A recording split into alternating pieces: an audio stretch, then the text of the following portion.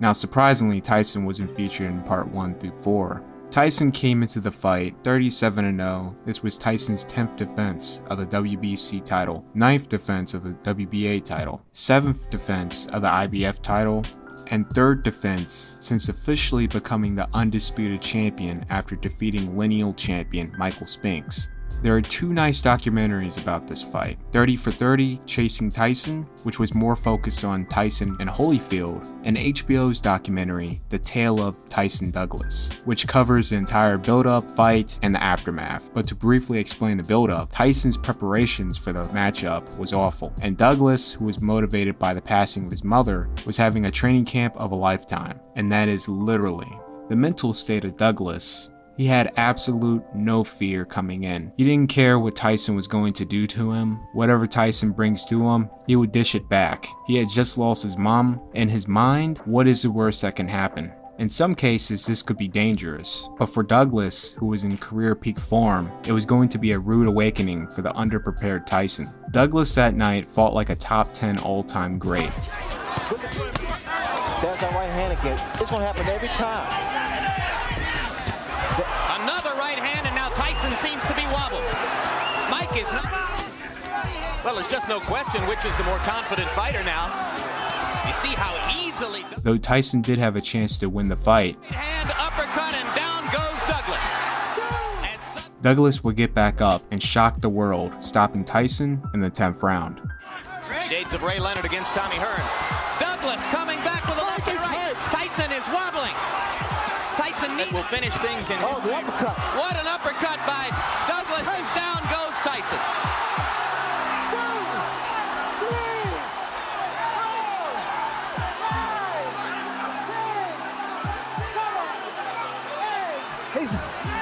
It's over. It's over. Mike Tyson has been knocked out.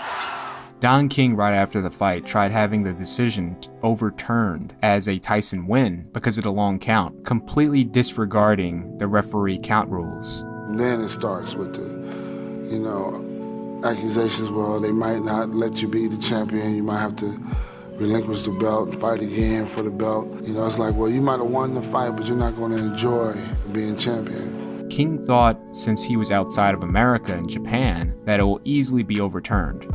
Don King, perhaps because he wasn't in America, was behaving with amazing impunity and bravado. I mean, everybody has seen the facts, and the facts are irrefutable and incontrovertible. Questioning the accuracy of referee Octavio Meyron's count.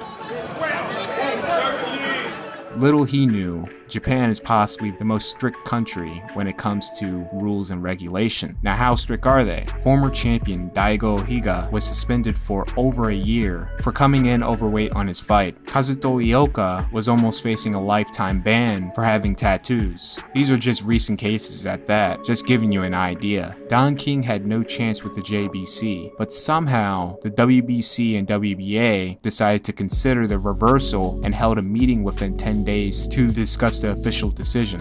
This requires no meeting at all. Douglas clearly won. It's things like this is the reason why when Salvatore Gravano, during his huge testimony against the Gambino crime family in the 90s, Joe Watts, who was an associate in our family, told me that he had someone in Las Vegas who could help us get a ranking for Snipes. Watts arranged a meeting for me with Joey Curtis, a boxing referee in Las Vegas. Curtis said he could move Snipes up in the rankings of the World Boxing Council, which is based in Mexico. Curtis said that this would cost $10,000, but because it was a favor for John Gotti, he might be able to get it done for about $5,000. When it was Senator John McCain's time to talk, his first question was immediately about the mob's association with the WBC. And if you noticed in the past on other occasions that someone has moved up in the WBC rankings in time for a fight and then that person disappears or drops way down again. Have you seen that happen before? Well, it's common knowledge. I'm not surprised by it. I don't really follow that part of it, but Joey Curtis made me aware of this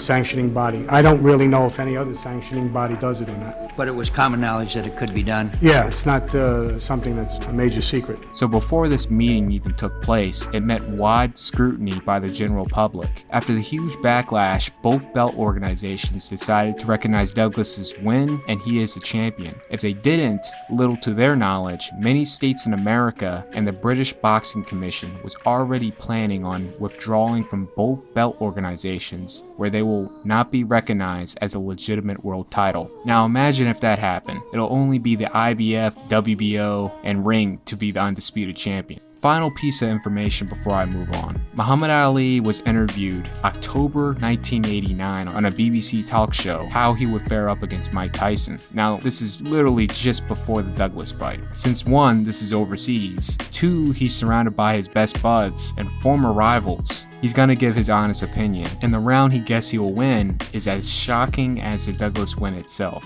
What do you think of Mike Tyson? He's powerful and strong. He's got a big punch. If he hits you, you're in trouble. Right. How would you have fared against him? Would you have whopped him? Stick and move. Hit hard. Yes. Tire him out. Right. After about round 10, move in.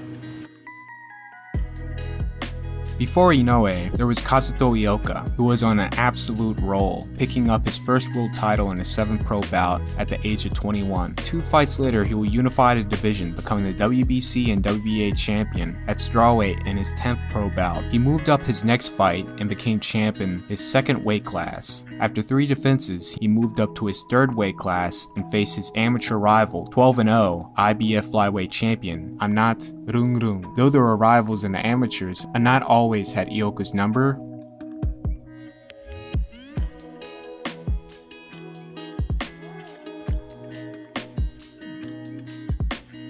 And in this fight, it was no different. Amnat did fade pretty bad late in the fight, where it got real dirty, but he had quite of a comfortable lead. He will win by a questionable split decision. The reason why I say questionable because Amnat clearly won that fight, and one judge scored it 114-113 for Ioka. Jude Hilton Whitaker III. If you don't know who this judge is, this person, a couple years back, was the judge that disgracefully scored the Paul Williams versus Arislandi Lara fight, scoring it in Williams' favor. Bob, we're sitting ringside thinking the fight should be stopped because Williams is going to get hurt. He won the decision. Crazy. This was Duran's 3rd fight in the States, and despite his opponent only having 1 loss out of 33 fights, Duran reportedly did not train for this fight. Keep in mind, Duran had 2 stay-busy non-title fights and a 40-day span that ended in a first-round knockout. This fight against Esteban de Jesus was a 10-round non-title bout, so Duran's WBA title was not on the line. It was more of an exhibition match to promote himself to US audiences. This was a bad night from the start. Duran is floored in the first round. Both have terrific records, and there is Duran down, believe it or not. And he is smiling, grimacing. Throughout the fight, he was completely off his game, a rare sight of a weakened Duran with no power on his shots being pushed back by the underdog. Esteban de Jesus will win by a decision. Some may call this a cherry pick gone wrong, but this will spawn a 3-fight rivalry between the two. Duran will win the 2nd fight by KO, but it was open for a 3rd fight because of the insanely hot temperatures in the arena. 95 degrees plus humidity. It was quoted to feel like a steam bath by Howard Cosell. The 3rd fight, which was 4 years later, Duran making his 12th defense of the title, and De Jesus picked up the WBC title, making his 4th defense. This will make their 3rd fight a unification for the undisputed lightweight title. Duran will finally close the book on this rivalry, stopping De Jesus in the 12th round. So on my previous video, I discussed how HBO and K2 Promotions did a fine job of promoting and educating audiences on their new fighter, Roman Gonzalez, the fighters in his weight class, and the weight classes around him, because more than likely he will be moving up. So fight fans knew who to look up, which unfortunately most didn't bother anyway to do research on Rung Visai. I'm not going to touch that part again. So anyways, for Zhu Qiming, the network failed to tell fans who to look out for. So as far as most Western viewers know, Roman Gonzalez, Kazuto Ioka, Juan Francisco Estrada, John Casimiro, and McWilliams Arroyo did not exist. They are just B-class guys. Qiming, the gold medalist, is going to clean out the division, move up, clean that division out. He got Freddie Roach in his corner. What can go wrong? So when it came to Qiming's first world title fight, no one knew a thing about his opponent. So Western fight fans just thought this guy was some random bum with a title. Little fight fans knew, because they were so poorly informed, that Shiming and Anat had a very deep rivalry, and this was the fight to once and for all close the book on that. Due to absolutely grade A, piss poor media coverage, Anat was hilariously outed as a 4-1 underdog. When I first saw this, I was like, you gotta be kidding me. I literally put a post out stating Shiming doesn't have a chance in the world to beat Anat based on what I've seen of both guys at that time. And well, Anat put on a boxing clinic to successfully defend his IBF title, 116-111 on all scorecards. Undefeated versus undefeated contender. This was for Joe Calzaghe's vacant WBC title after he retired from boxing. Keep in mind, Calzaghe was still champ at super middleweight while he was the ring and lineal champ at light heavyweight. Now, Jermaine Taylor was originally supposed to fight Carl Froch in this title grab, but he turned down the fight to fight Jeff Lacey instead. I can only assume that he wanted a tune-up against a real super middleweight instead of blindly fighting a highly praised contender where he can potentially lose. Since he turned down the fight, Pascal was next in line. This was just one great battle between two hungry contenders.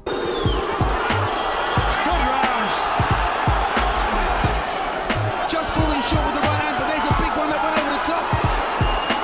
Big finish from Pascal, maybe. Back comes Froch. There, good hand speed from as is Pascal. Lovely shot by Froch. Stop Pascal. And Pascal looking a little bit wild and a bit unsteady. Froch senses it.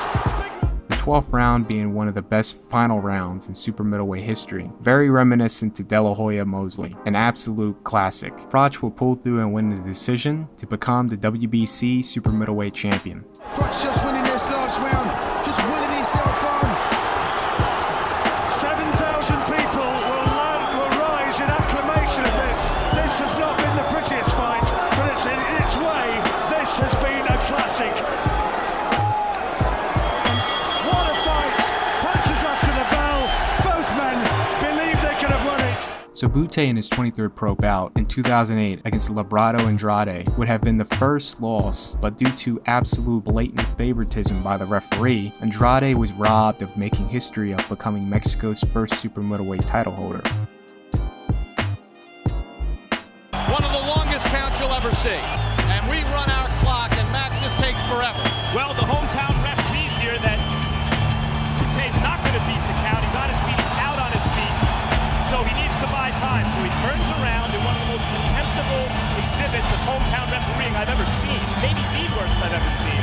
He turns around and tells Andrade to get back to the corner, even though he's already back in the... That current title now went to Gilberto Ramirez when he defeated Arthur Abraham in 2016. Butte will later avenge the only unofficial blemish on his resume, defeating Andrade in the rematch. Oh, again, down again. I think he's hurt badly. I mean, was that a body punch or a head punch? He seems hurt. I can't really find a true documented reason why Butte was not fighting in the Super 6 tournament, even though he claimed he wanted to fight the best. But the Super 6 tournament was literally the best of the best of an entire era fighting each other. The favorites to win at the start was Mikael Kessler, Arthur Abraham, or Carl Froch. In a very underrated run, Andre Ward will win the entire tournament, beating all these great fighters. After missing out on all these big fights and big paydays, once after the tournament was wrapped up, Butte made his trip to England to make his 10th defense of the IBF title. So despite the competition Froch had to face in the tournament, and the competition Butte had to face, waiting for the tournament to finish, Butte came in the slight favorite to win, almost 2-1 betting odds, which more than likely angered Froch because whoa, that man fought very angry from the opening bell. Butte landing here and there, but once Froch landed cleanly on Butte, Froch, such a finisher when he has a guy hurt, didn't have enough time to do his thing as the bell came to an end. This will also happen in the very next round in the 4th. But this time, Butte was unable to recover, and in the 5th round, Froch would crack through Butte again. Now I don't know the rules in the UK, but I do know this fight very well could have ended in a disqualification and Butte will be ruled the winner. Massive confusion happens. The ref looked like he stopped the fight when he really was giving Butte a standing 8 count. It's very good the ref is fixed focused on Butte because Eddie Hearn jumped in the ring hugging Froch. You can see Froch's trainer flipping out, screaming at Hearn to get out of the ring. They can't believe it. Hearn, realizing he made a huge mistake, hurries up and slides back out of the ring. Butte's cornermen, great sportsmen here, come into the ring and have the fight stop, resulting in a Froch TKO. If Butte's corner just decided to let it be, this insanely could have gone the other way. If that ref just once turned around to check if Froch was in the neutral corner, that fight would have been over. Butte winner by disqualification.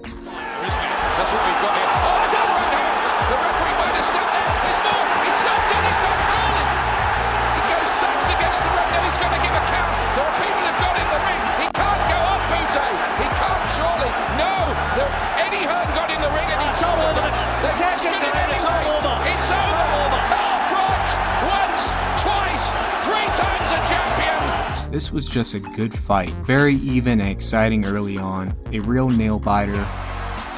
Body shot. Confident than he did in their first fight. His power punches. Be really careful of the hit. Good, hard another. Just missed for the hook. Back, he lands a hard right-hander the same way he went after Bradley with the left hand. Effectively there. Though Manning in the second half will make some great game-changing adjustments, Bradley will make a tactical error fighting Manny's fight when he had done quite well boxing and picking and choosing when to exchange with Manning. He sure did make the fight even more exciting in the second half, but that's a hard task to follow by beating Manny at his own game. By going toe-to-toe, it costed him his O and the title. Pacquiao will win by unanimous decision. Harold Letterman scored at 116-112 for Pacquiao, and two of the judges had the same score as Harold. Coming into 2002, Shane Mosley was on top of the world, WBC welterweight champion, ranked number 1 in the world, and number 1 pound for pound. With such a title of pound for pound number 1, the expectations of Mosley were incredibly high with who he was going to face, because with that title alone, you could pretty much make any worthy matchup happen. Mosley was doing his duties as a WBC champion and fighting whoever he has to face, which is fine if you're stuck in a bad political situation or not number 1 pound for pound. The straw that broke the camel's back to push for an opponent to rival Mosley, or an easy to promote matchup, was the Adrian Stone fight. When the poster to a fight doesn't even have your opponent on it, just his name, that's a huge problem right there. The fight was an absolute mismatch. Despite Stone having a decent record, Stone was brutally put away by Mosley in the third round. This situation had more to do with the quality of the WBC rankings at that time. Unfortunately, I can't find those rankings due to poor lack of archival transparency with that organization, which is a huge headache when doing research. On their website, there is no ranking catalog. If you have to go back a certain month and year to find out who was ranked, you will have to rely on some boxing site that may have not posted articles since 2015 that either wrote down those rankings that still have their PDF file from that time to view. Now the rest of the organization's sites is all there. You can find the ranks from the IBF month to year all the way from 2021 to 2005, WBA year 2000, WBO year 2000. If some random unranked guy magically moves up into the top 5, I'm going to see that in their database. But anyways, Larry Merchant does the most Larry Merchant thing and calls out Mosley of the quality of the opponent. I wish I can find the rest of this interview that doesn't have a Russian translator speaking. This is all I have. And I am one or both of those right here would say, okay, you beat a C-rated fighter. So what? Well, I mean, you're trying to get wider public acceptance. You fight a guy nobody ever heard of. He's unknown, he's unranked, and you knocked him out. Big deal. But Mosley did state they thought he was a quality opponent because he gave Forrest trouble, and he's in a squabble negotiating a rematch with De La Hoya. So the deal to the De La Hoya fight did not go as planned, and Mosley fought amateur rival Vernon Forrest in a unification match for the Ring Magazine title. This was Mosley's 4th defense of the WBC title. Mosley would start the fight off well. Mosley can push a little bit in the open tonight, too. He's in the six beating Oscar De La Hoya. Forrest going back, and the wrestle match here is from Forrest. The tide of the fight would change drastically in the second round. Mosley would receive a hairline cut, and just moments later, after the fight resumed, Mosley was perfectly set up by Forrest and dropped for the first time in his career. Mosley has had to take another good right hand by Forrest, and Mosley having some trouble seeing Mosley down! Forrest on Mosley will get knocked down once again towards the end of the second round to be saved by the bell. Shane seemed like he didn't fully recover after the second round. When it looked like Mosley will have a footing in the round, Forrest will rally back and take it away. Forrest will win by a wide margin on the cards to become the Ring Magazine and WBC champion. There will be a rematch, and Mosley will make it closer, but stylistically, Forrest just had his number and would beat Mosley once again, to go 3-0 in their rivalry, once in the amateurs and twice in the pros. If you haven't seen the Curb Your Claw Part 4 video, I covered about 90% of the build-up to his first loss. So the come up with Saunders, since it will be quite hard for him to get a title shot if he doesn't move to America, because a lot was going on from 2012 to 2014. Saunders took the long, hard way of getting his shot at the title, picking up the Commonwealth title, very important title, the BB&C title, another important title, WBO International title, and lastly, the European title. After all that, he is now the best contender from Europe. After a big win against Eubank Jr., he got the shot to fight Andy Lee for the WBO middleweight title. Saunders will win by a very close majority decision. After 2 years of a lot of nothing, trash talk, and controversies followed up to being stripped by the WBO, he will later pick up the vacant WBO super middleweight title in 2019. I think that's about the 10% that was not covered in the build-up, so here's my poorly put together pie chart here. The green is people who wanted to see Billy win. The orange is to see him lose. Now, extremely hardcore boxing fans, pretty much the equivalent to an indie rock or movie fan, may say Prince Patel is the most hated personality in boxing that you never heard of. Everyone's entitled to an opinion. I think and people listen to Prince Patel's opinion. Well, certainly ratings don't lie. Which is a terrific soundbite, and I agree. And people have been tweeting all day, and half of the people are quite unpleasant about you, and the other half are even more unpleasant about you. But the bottom line is, Prince, they are talking about you. I'll give you that. But we can all agree Saunders of this era in boxing takes that title. So alright, the fight itself. I mean, Saunders fought pretty well as expected, and also as expected, no way he could keep up that pace for long unless he was high on that O. I was expecting him to gradually tire out. Canelo does his thing and takes over the fight. Maybe a late stoppage. This man literally crashed harder than Enron's stock. Canelo, who was already setting up traps earlier in the fight, was easily able to catch him slipping and land one of his biggest shots to the fight in the 8th round, literally breaking his face. 68-66, Canelo. He's only 2 rounds old. Saunders took an awkward step back, and now he's holding on. Judging by Canelo's reaction after the punch, and after the round ended, he knew that fight was over. Saunders was forced to retire from the fight, or be permanently damaged for life, and Canelo added the WBO title to his collection.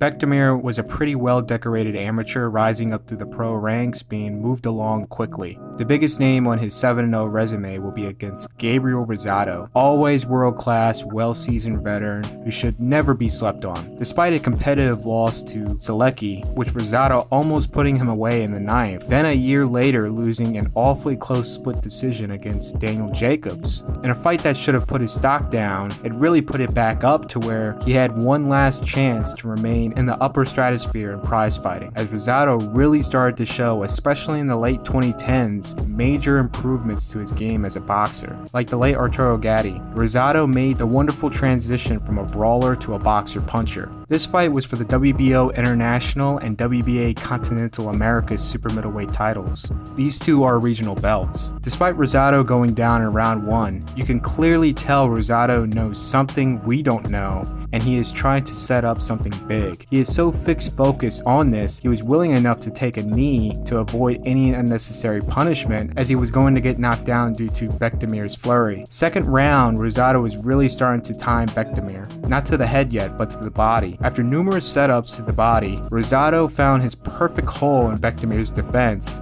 to finally advance upstairs. You can literally hear someone call it in the crowd just before it happens. Rosado cracks Bektemir, and that was all she wrote. This would be named Ring Magazine Knockout of the Year. Use that word earlier. Ooh, big shot in. Okay, Rosado just put him flat on his face. It's a knockout of the year contender from Game King Rosado. Rosado knocks him out with an overhand right.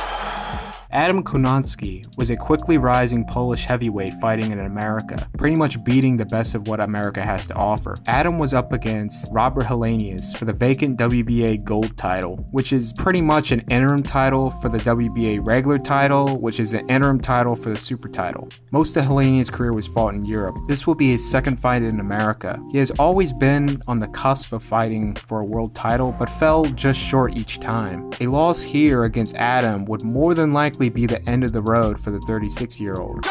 In a bold move, Adam's team would pursue an immediate rematch, Robert fighting a lot more confidently in the starting round. Robert would crack through Adam in the first round, and it would be downhill from there where Robert would get the stoppage. So some days ago, Adam would lose once again, making it a 3-fight losing streak. Apparently he was offered big money to fight Derek Chisora in England. Now I don't know whose fault that was to not take that fight, which would have given him rank over a risky fight against an unranked prospect that would kill his career. Before we get to the next fighter, be sure to hit that like button. YouTube has been mad fooling lately. Sit down, what's wrong with you? You're mad fools. And if videos don't get a certain amount of likes and comments, it don't get seen by my subscribers, which quite a bit of folks have complained not being able to come across my videos till weeks later after uploading. If my polls on the community tab can get 1K votes within an hour, most certainly we can get them likes up. Now back to the video.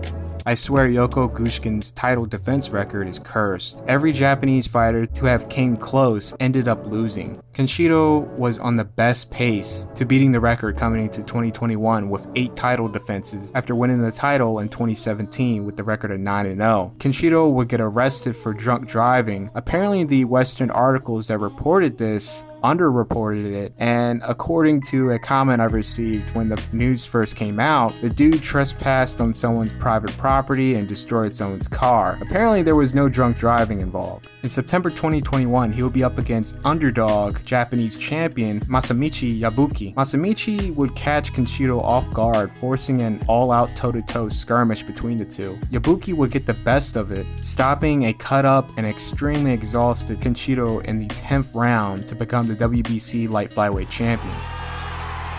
After the fight, boxing legend and 3-division champion Hazumi Hasegawa came to talk to Kenshiro outside his locker room, giving him words of motivation.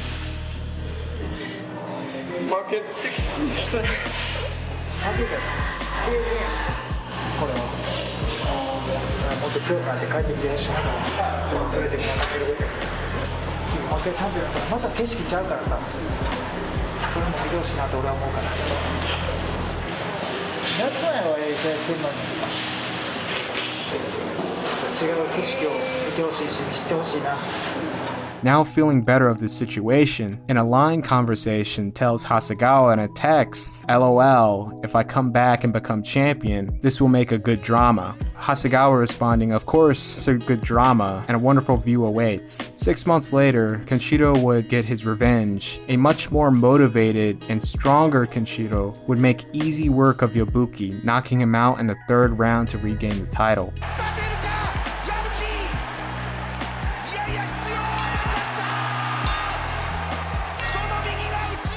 In the post-fight, Kenshiro gave Hasegawa a shout-out thanking him.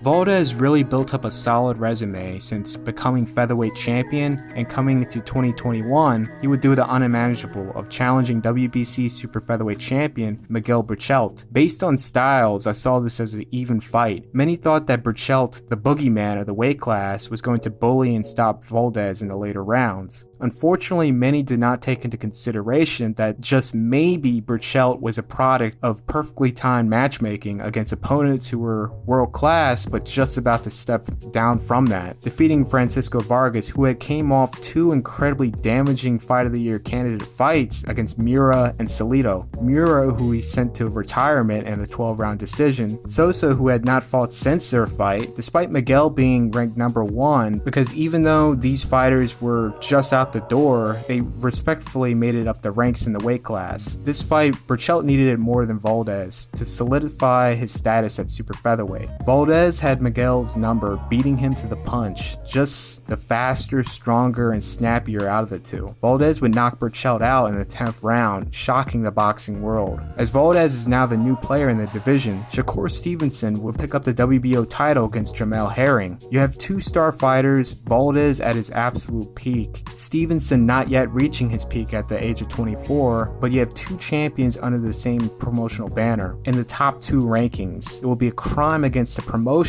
if those two didn't fight, because both guys wanted to, and this was for legacy. I think many were expecting Valdez to really press the fight and disrupt Stevenson's game and rough him up as much as possible, but folks slept on Stevenson's ability of infighting. He could fight on the back foot, and he could fight on the pocket pressing forward. I do hear quite a bit of comparisons to Floyd, but I see a lot of Andre Ward and Stevenson.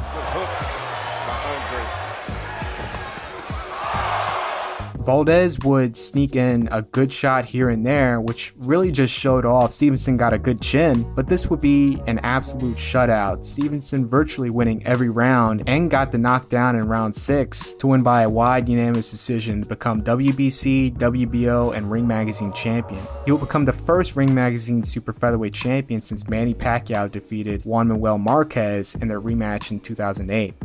Josh Warrington, pretty talented featherweight, really started to build up some steam in the mid-2010s, picking up a national and regional titles, and finally after 9 years as a pro would get his shot at the world title against Lee Selby and go on to successfully defend it 3 times before the pandemic would slow things down, to where his next fight will be almost 2 years later against Mauricio Lara. 2020 and 2021 would be the absolute worst when it came to UK fighters against fighters from Mexico. It was like every time I flipped on DAZN, I'll see a UK prospect or a champion getting beaten by the underdog from Mexico. Warrington came in as a 6-1 favorite, so the amount of disrespect here on Lara fueled him. I don't think really anyone saw this coming. BoxRec can only serve as a small benchmark to that fighter, but without fight tapes, you can't really come up with a definite conclusion on skill. It doesn't really help he fought the same guy twice in a row to win by TKO. I would really like to know what happened for the promotion or manager to follow through with this, but that's another story. Now, some folks will say, since this is before large crowds can tend to fight, that may play effect to how well Warrington will perform, which you can say that is a valid excuse. Fighters really feed off of crowd support, especially in dire situations, but what definitely outweighs this by a great sum, Warrington got caught with some unexpected heat he did not see coming. It doesn't really help that Warrington has not much pop in his shots, but it really doesn't help even more whatever power he may have is being sapped by wearing winning gloves. By that point, Lara has no respect for Warrington's punching power, and he is just walking through his shots like it's nothing.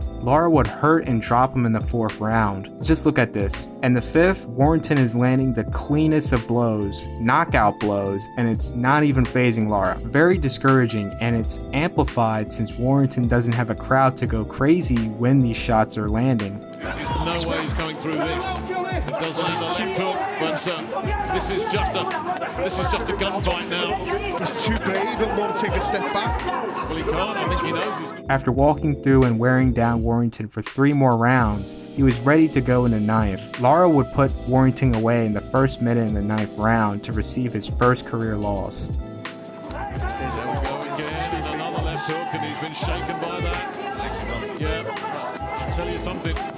Got to step in. Yeah, he's gone again, left hook, and I don't think he's going to get up from that, and if he does, it's got to be stopped. Yeah, it's waved off, all over.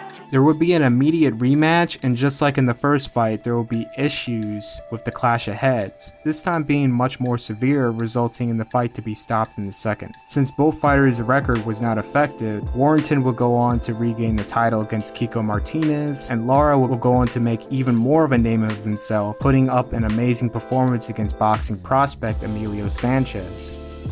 Jojo Diaz began to rise through the ranks in 2016 in the featherweight division. Now the problem was, this was a division ruled by PBC Al Heyman and partners of PBC. But the beauty of this was, despite JoJo being signed to Golden Boy, he did not have exclusive contracts with the TV network, but he had to push really hard to get a title shot under the WBC. He would go on to pick up both regional belts. By spring 2018, JoJo was the #1 ranked fighter by the WBC, earning mandatory position. Well, he's next in line for the world title shot, so Gary Russell, if you're watching, he's after you.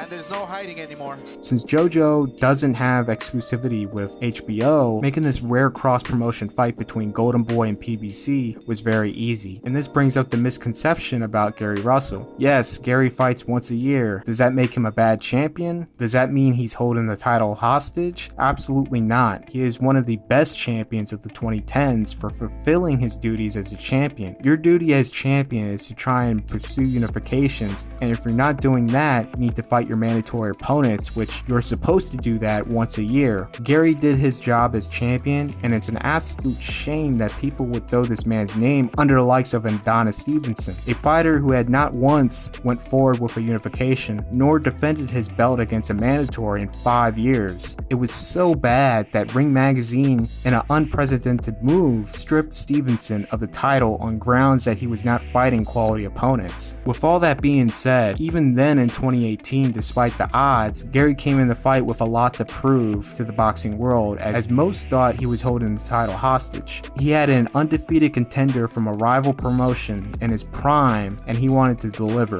JoJo having some moments, but Gary was outthrowing, outlanding, and out-hustling JoJo. This could be the first fight, really, I saw Gary flashing off his hand speed. Gary would win by a unanimous decision. Anat was originally a Muay Thai kickboxer, a Lupini champion at that, which is a hell of a credential. He would actually pick up boxing in prison when serving a 15-year sentence for armed robbery. Thai prisons are far different from American prisons. What I was able to gather from this was you can fight for your freedom and be released early because of it. Anat, within 1 year of serving his prison sentence, transitioned to boxing, won the Thai national title, released from prison within that year, then to win bronze in the World Boxing Championship held in Chicago, Illinois, beat rival Kazuto Ioka to win the gold in the King's Cup, then to represent Thailand next year in the Beijing Olympics. Holy crap, what a turnaround. Just barely a year and some change ago, this man was serving 1 out of a 15-year prison sentence. Anat would quickly move through the ranks and become the IBF champion in his 12th pro bout. He would go on to defeat rival Kazuto Ioka, once again defeat another sworn rival, Zhu Shiming. Now, unfortunately, when all this was being achieved, he was 35 years old, and it sure showed quickly overnight in his next 2 fights. In his controversial win against John Kazmero, despite showing flashes, it turned from a boxing fight to a Muay Thai fight quick. A lot of illegal holding, which Anat is notoriously known for, but to an extreme this fight, and a lot of illegal shots. I'm not even joking, he literally swept John off his feet. I don't know if his Muay Thai instinct kicked in because he was getting frustrated or what, but that was wild. The ref at that point was like, I'm too old for this, I'm still jet lagged from this 20-hour flight, I'm just gonna coast. Obviously there would be a rematch and it would be held in a neutral country in Beijing, China. ไม่พ้นนี่ครับโดนซ้ายตรงนี้ครับเหลือเวลาอีกประมาณ40 วินาทีครับกรรมการโบกมือนะครับนับกรรมการโทนี่วิกนับไม่ถึงนี่ครับไม่ถึง10นะครับโบกมือ And that would be one of the few pro fighters to go compete in the 2016 Brazil Olympics. He was actually shy of 1 fight from going to the medal stages before getting stopped in the 3rd round. Because he's called it, he's going to cancel it. The battle of undefeateds, #1 IBF ranked Kid Galahad and IBF champion Josh Warrington. Both will go at it in a highly contested battle. Kid would fall just short on the cards to lose by a narrow split decision.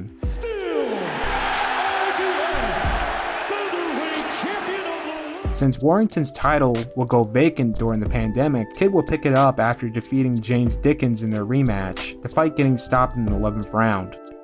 talented Filipino and the protege of the great Manny Pacquiao, had finally got his time to shine after 8 years in the pros, upsetting long-reigning champion Gary Russell Jr. to become the WBC featherweight champion. Mark came into the fight as a 4-1 underdog against Russell for very good reasons, because despite Russell only fighting once a year to make his mandatory defenses, he always looks sharp, if not sharper than fighters who are fighting 2 to 3 or more a year. So literally 3 days after winning, Mark was ordered by the WBC to fight former super bantamweight champion Ray Vargas. Ray has a very awkward style, 5'10" with a 70-inch reach that is impressive in the lower weight classes. He reminds me of a Celestino Caballero because of their styles. You're either going to get a beautiful boxing match or it's going to be an incredibly ugly fight. There's no middle ground here. Betting odds were actually quite even coming in because of that, but fight fans were leaning more towards Mark because of the obvious split decision.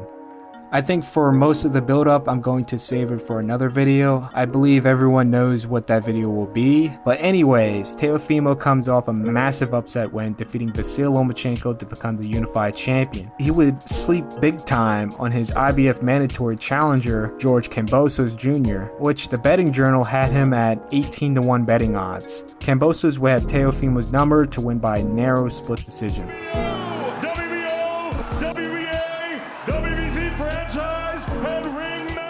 So now moving on to George Kambosos. In George's first defense, he was up against WBC champion Devin Haney. This was a unification for the undisputed title. This fight was held up for a while, mostly due to venue location. Team Haney won it in America, and obviously George would want it in Australia, which he is the champion. He's fought on the road pretty much his whole career once he stepped into the world rankings. In this case, George is the A side because not only the titles, but the massive national backing he has in Australia. Australian fight fans and investors been waiting for something like this for many years, and they ain't letting that opportunity go to waste. The biggest, most hyped up fight in Australian boxing history was a Mundine versus Green rematch, and my gosh, that was an awful fight. One of the worst robberies in boxing history. This fight was so bad that the streamer who got caught airing the fight on Facebook becoming a national hero overnight, but he was the TV network's biggest villain as they decided to press charges. Due to the event being dreadful, a massive robbery on the cards taking place, and the streamer's crowdfunding starting to receive national attention, with the streamer by the name of Darren Sharp showing no remorse for his actions, stating this: "Sorry I couldn't play the last fight. From the bottom of my heart, I really am. Foxtail's obviously a bunch of blank. Sorry about the language."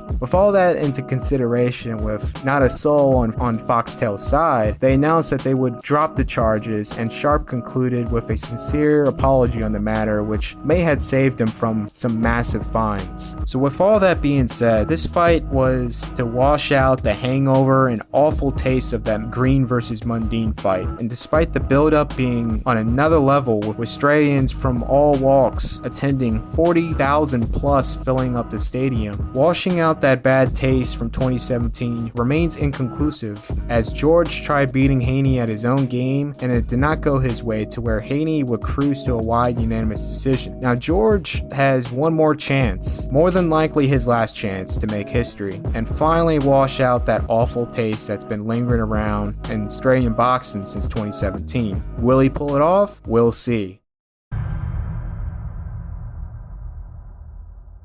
Now this was a real shocker. Akhmadaliev seemed to be the class as super bantamweight. He had beaten Daniel Roman for the IBF and WBA title, then outclassed former IBF champ Ryosuke Iwasa. Despite being a bit of an early stoppage, he would close his fight big, stopping Ronnie Rios in the 12th round. Marlon Tapales fought Iwasa for the rounds, so the betting odds was pretty lopsided, with Akhmadaliev as the 5-1 favorite. A lot on the line here, as the winner will go on to fight the winner of Inoue versus Fulton for the undisputed title. In a very entertaining technical fight, Tapales would rise to the occasion and capture the unified title, upsetting Akhmadaliev and locking himself in the undisputed sweepstakes.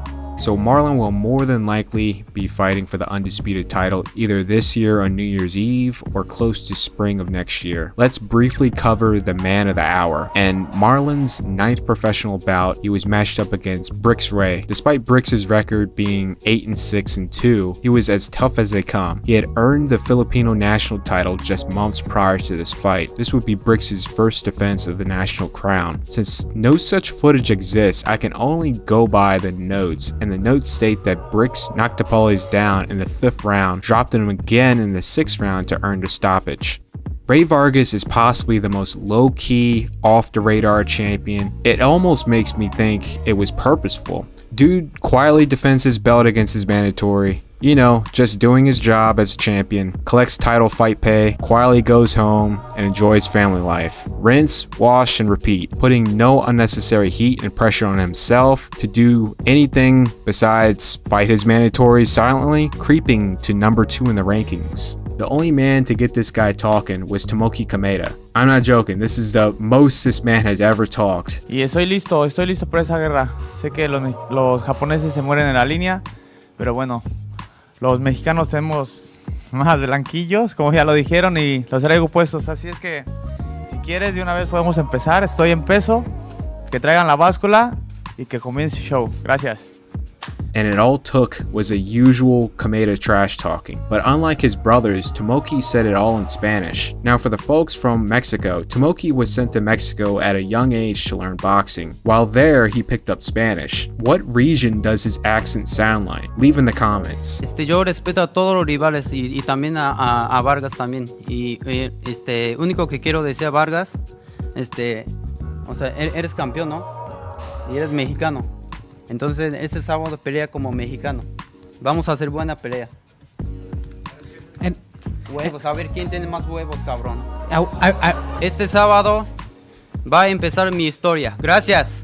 That'll be Ray's last fight at super bantamweight. Then he'll move up to featherweight, and after 2 years out the ring, he'll come back, but with this time under the PBC stable in 2021. He will then get a crack at the WBC title, defeating Mark Magsayo by split decision. Vargas's first defense will be up against Foster, who is quite on a hot streak. Foster would catch Vargas with that heat. Vargas, the taller, longer reach, a bit faster, but Foster's timing was just on point, just scoring the more meaningful shots based on that alone. Foster will win pretty wide on the scorecards to dethrone Vargas. Rashidi was one of the most talented welterweight prospects, unfortunately put on the shelf to collect dust. Went back to Kelly Richardson, who was only with him, and he goes down.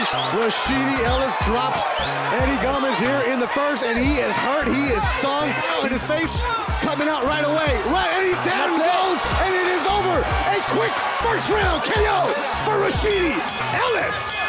Whoa! After moving to another promotion and network, Ellis was in the mix to fight Boots Ennis. All he had to do was get past hard-punching Roman Villa. Ellis would stack up a lead, despite showing some signs of fatigue, and coming into the final round, all he had to do was not get knocked down. Ellis would fumble the bag of notoriety and a dream shot to fight Ennis, and get knocked down not once but twice, second knockdown being literally towards the end of the round. These being the ultimate factor in the fight, Ellis losing by a narrow majority decision, 114-112, 114-112, and 113-113. Liam and Callum would take off as a talented brother duo. Liam, being with a fan-friendly style, exceptional body punching artist, would rise up through the ranks, and he would find himself fighting for the vacant WBO junior middleweight title previously held by Demetrius Andrade, who was stripped due to inactivity. 2 defenses later, he'll be caught in a title stepping stone crossfire to unify the middleweight division. Golovkin's goal was to become undisputed champion. The agenda in the weight class was to have Canelo fight Golovkin for the undisputed title. The only belt that was needed at that time was the WBO. Golovkin's team had failed numerous times to get the WBO middleweight champion, Billy Joe Saunders, in the ring with him, with no luck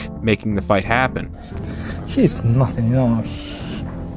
I give him a couple chances, you know, in Kazakhstan, you know, this talk. He's bad talk. You know, I don't want talking with him. He's nothing for me.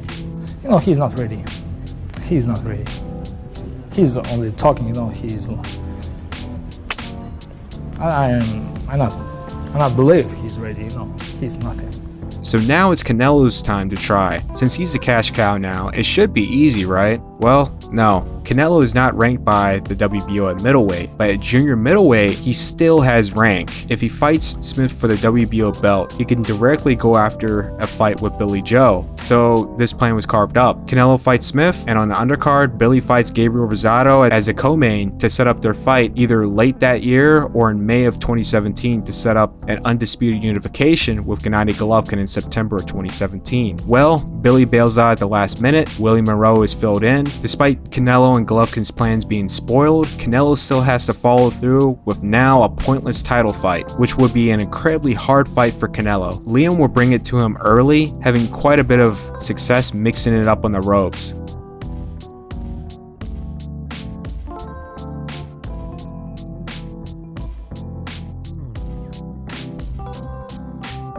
Canelo was finally able to crack through midway through the fight, dropping him in the 7th round. He will follow through and get him in the 8th, then to set up a perfect body shot to get him out of there in the 9th round to gain the WBO junior middleweight title. This win coming at the price as Canelo fractured his right thumb early in the fight. This is why people are so anxious.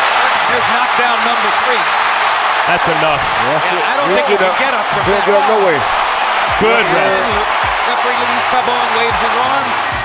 Taylor had quite of a hot streak. 0 to 100 fast at junior welterweight, beating the undefeated O'Hara Davis for the WBC silver and the Commonwealth title, signifying he's the best in the region. He would then put himself in there as the best in the division, winning the junior welterweight tournament, beating Regis Progress in the finals for the WBA and IBF titles, and a year later he will capture the undisputed title against Jose Ramirez. The following year, it will start rocky for Josh as his promotion went under due to some serious ties to the alleged mob boss Daniel Kinahan. This would lead to Taylor's controversial win against Jack Catterall. Taylor ended up vacating all the belts but the WBO. Teofimo Lopez in his comeback fight will put on a hell of a performance, defeating the 34-1 Pedro Campa, not missing a step and putting on a show. The hopium for a return to the top would meet a very rough speed bump as Teofimo would have an unimpressive show with a mixed bag decision victory against Sandor Martin in his first defense of the WBO international title. This will bring the public's expectations of Teofimo back down to pre-Lomachenko, where no one believed he would have the chance to beat Taylor, especially after that last outing. Teofimo would run it back to his former self and out-hustle Taylor to a close but clear win to become a 2-time champion, earning the ring and WBO titles. Conlon, the quite talented featherweight, he will earn the interim title, defeating TJ Doheny in a great performance, and his biggest fight he will face in what should have been his coming out party against WBA champ Lee Wood. Conlon would stack up a lead, but we would witness one of the greatest round by round grinding comebacks as Wood fights on tooth and nail, getting back into the scorecards. He was able to drop Conlon in the 11th round instead of playing it conservative and potentially finding a dagger to seal the fight on the scorecards. Conlon decided to go toe-to-toe with Wood, with the result being devastating. Wood knocking Conlon out the ring to successfully defend his WBA crown. He's doing exactly what he needed to do, what I was asking him to do, and he's going for broke, and he's having success! It's over! It's all over! After a minute and 20 seconds of the final round! Luis Nery's claim to fame will be in 2017 when he defeated the long-reigning WBC and ring champion Shinsuke Yamanaka, ending his historic streak, coming shy of Yoko Gushkin's record. Following after, Fight News would surface that Nery tested positive for performance-enhancing drug Silpaterol. When purposely used, it helps with cutting weight, something that Nery has notoriously had issues of. The WBC believed that it had to do with tainted beef, and Nery claimed that was the case. The WBC did not strip Nery of the title, when really he should have been. Ring Magazine would strip Nery of the ring title and returned it back to Yamanaka. If the WBC did not force Nery to have the rematch, Yamanaka would retire from boxing. The rematch ended up falling through, and since Nery claimed his positive tests from large consumptions of beef and not using this in its purest form to make weight, you would give him the benefit of the doubt, right? The Japanese public and Yamanaka was till the weigh-in. Nery came in not 1 pound, not 2 pounds, but 5 pounds overweight. In Japan, coming in overweight is one of the most dishonorable things you can commit, which can result in a hefty suspension. A weight rehydration limit was set for the fight to go through. Neri could not exceed 128 pounds. Keep in mind, Yamanaka weighed in at 117.5. Japan and Mexico have a long history in boxing. Mexican and even just foreigner fighters in general are blown away by the mutual respect by not only the fighter, but the fans as well.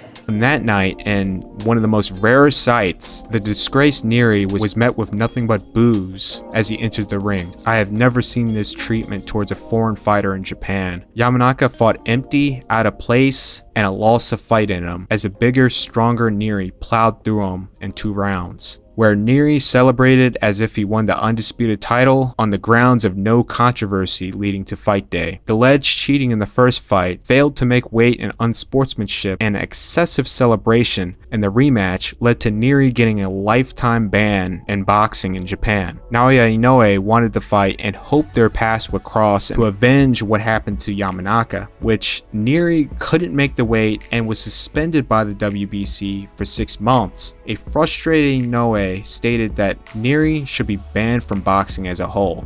After a failed relationship training with Canelo's trainer Eddie Reynoso, Neri would move up to super bantamweight, and it became evidently clear he did not have the same effect on his opponents than he did when he was at bantamweight. On a personal note, when I heard that Neri was going to be trained by Reynoso, I knew it was going to fail and he'll go somewhere else. The Reynosos are very disciplined, strict, and don't take crap. Whatever stuff that he was doing in other camps, it ain't gonna fly with them. But that's just my 2 cents. After going 12 rounds against Aaron Alameda for the vacant WBC title, he was quickly matched up against Brandon Figueroa for the WBA title. Rolly went out. The memes for this fight was on the level of Broner Pacquiao. The man for a brief time broke the internet. Pages unrelated to boxing and combat sports was memeing this man. It already sounded like you was against me. So I already got frustrated with you. But let me talk something. Let me let y'all know. I want to thank the whole hood that came out here. I love y'all. I did this for the hood. Y'all know I beat that boy. Fulton was the more talented super bantamweights to come from America in a long while. Being at the right place at the right time in a weight class that is in a power grab, Fulton found himself winning the WBO crown, then quickly matched up against Brandon Figueroa in a unification. Fulton will win by majority decision to capture the title. With the talk of an Inoue fight looming, Fulton has a decision here. Fight Ahmed Aliyev for the undisputed title while Inoue is fighting for the undisputed title at bantamweight, or wait it out and make a mandatory defense. That undisputed unification never came to be, so we're getting option 2. Meanwhile, that's happening, and actually shortly after Fulton won his first title, the so-called independent boxing media, or what T Street controversy would call them, the race hustlers, ramped up the most disgusting, negative social media campaign, hyping up this matchup. They turned bantamweight versus super bantamweight, champion versus champion, competition of nations to the battle of races, immediately putting race into a factor, generating hate, a divide, and pure ignorance. They promoted on a wide scale, discrediting Inoue's accomplishments. They labeled him a cheater, and even worse, said that he was ducking Fulton,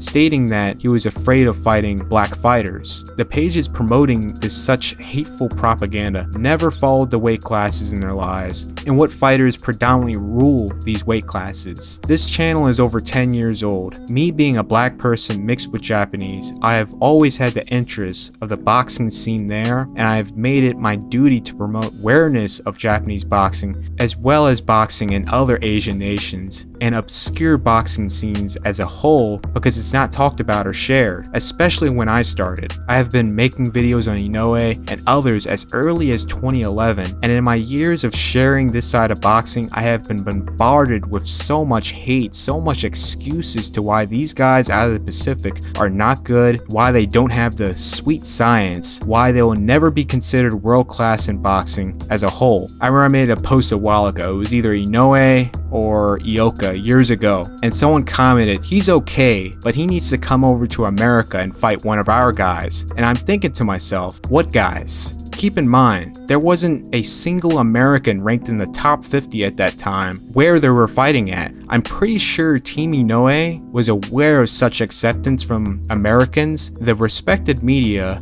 and social and independent media, the other, despite all of Inoue's accomplishments. He was discredited because they don't know the weight classes, don't know the importance of the fighters he fought. When it came to him becoming undisputed at bantamweight, they pulled the same excuse they did with Crawford when he won at junior welter. Oh, he was in a weak division. So this matchup with Stephen Fulton was the most important fight in Inoue's whole career. This would unfortunately cement his legacy. If Inoue loses, that's it. He will never get the respect from the West. The build-up was really reminding me of Calzaghe Lacey. You had a guy who came in immediately crowned above a long-reigning champion while not having much credentials, which the culprit was traditional boxing media, turning Jeff Lacey into an unbeatable, next Mike Tyson-like figure. In 2023, we have social media repeating what they did in 05-06, immediately crowning Stephen Fulton. There's no doubt that there is an American bias when it comes to boxing. We have dominated this sport for the better part of 100 years. So as a result, he never got the credit he deserved from American fight fans for the simple reason that he was British. Even though he was undefeated, and even though he had a very lengthy title reign. In 2006, the video game Fight Night Round 3, Jeff Lacey, pound for pound, was the most stacked player in the game, besides Jermaine Taylor's jab. They didn't even have a super middleweight division in the game. It was just Jeff Lacey. He was so stacked that he can beat light heavyweights. Calzaghe and others were hilariously left out of the game. If this was 2006, Stephen Fulton will be in Fight Night before Inoue would. So how did the fight go? Well, even though this is a Ohashi Promotions fight and Lemino DeGomo aired the fight, I'm in fear I will get a claim from a third party certain promotion, even though I'm well within fair use. Sorry y'all, it looks like I just have to use some screenshots. To Fulton's credit, he was able to get a connection here and there, but Inoue gave this man a boxing lesson. And really to my surprise, Inoue was able to carry his power to this weight class and do what I was not expecting, knocking Fulton down and out to seal and cement his legacy in boxing, even though it looks like he has a lot more left in his career. I'm not going to share the channels, the social media pages involved in this shit show. The post-fight reactions were absolutely hilarious. You go out your way to promote this in a morally wrong manner, and when it doesn't go your way and blows up right in front of your face, and you have people going after you, instead of apologizing, sign your L, and moving on, you take zero accountability for such damages and you hit the block button. Is this really what boxing media has come to these days? Jeez, I've talked way too long in this segment here. It's time to move to the final segment. Yes, this was a case of someone's O must go. I personally like both guys. They had the skills, but most certainly the personality and the sharp-mindedness. They are not the loudest person in the room, but they will murk you with their sharp, witty comebacks. Promise you're gonna be a man. Promise you're gonna be a man. Watch what happens when I get my hands on you, bro. I don't know what a chocolate. What is a chocolate brownie? What is it? One of these, that. Just watch what happens. Chocolate brownie. You named it that? One truth is. That's so lame. Chocolate brownie. That's the truth. You get cootie points for that? And that's what won me over with both of these guys over the years. Then to actually see them in a video having a friendly roast off. You got hurt by Gamble. Yeah. You got hurt by Ocampo. You got hurt by Ocampo. When have I got hurt by Ocampo? And you got hurt by Kelbrook. And you got hurt by Kelbrook. When?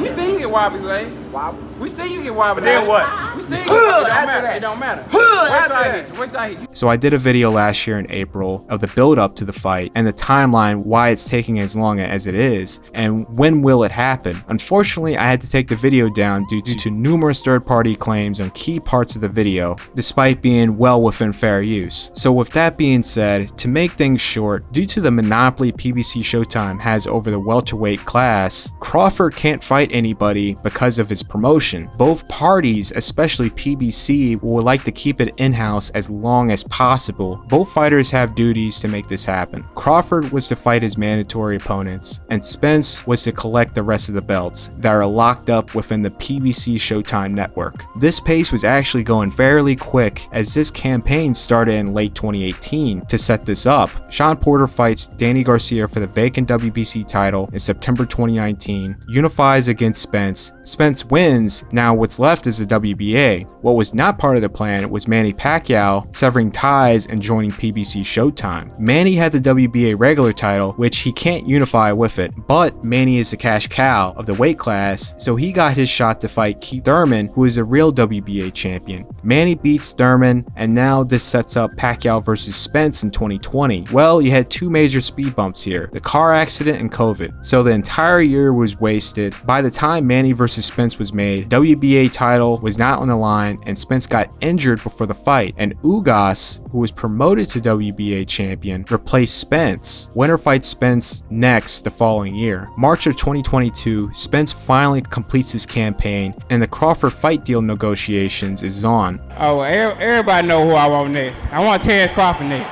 To make that happen? Oh, definitely. That's the fight that I want. That's the fight everybody else want. Like I said, I'm going to get these straps that I'm going to go over there and take his shit too. And this is where the problems ensue. I can't find anything pointing towards the promotion as a deal was made in 2022. Who's at fault here? After more negotiations, the fight was finally made July of 2023. This was billed as a 50-50 fight, with most casual audiences picking Errol Spence Jr. to win by a landslide. With hardcore audiences, it was a toss-up, all depending on if Errol can stack up an early lead before Terrence begins to adjust and warm up. The most shocking thing was it only took Terrence less than 4 minutes to warm up and make those a half of the second round. Crawford did not let up, and due to this development here, the chances of Errol coming back is slim, and it seemed like Errol knew that. So we would see Errol really go out there, letting his hands go and trying to set up a bailout KO. Spence would land his best shot, but it did not have the effect that Spence was expecting, and Crawford continued to press on, landing at will, dropping Spence in the 7th round, not only once but twice, avoiding a stoppage in round 8. Round 9, Spence would let out one last offense, with Crawford answering back, hurting him to get the stoppage, with Terrence becoming a 2-time undisputed champion. It's very unfortunate how the boxing media and boxing fans from the divided lines treated Crawford and discrediting his accomplishments. When he came onto the scene, he traveled over to the UK and beat the best man in the division, Ricky Burns, the guy who was supposed to unify against Adrian Broner. The excuses after that, well, Ricky was overrated and Beltran got robbed and he really beat him anyway. The Gamboa fight, a fight where his own promotion slept on him, and Terrence had to take a pay cut to have his fight in his hometown of Omaha after fighting on the road for so long. He didn't get the credit for the Gamboa fight. He fought Beltran, the man that got robbed by Burns.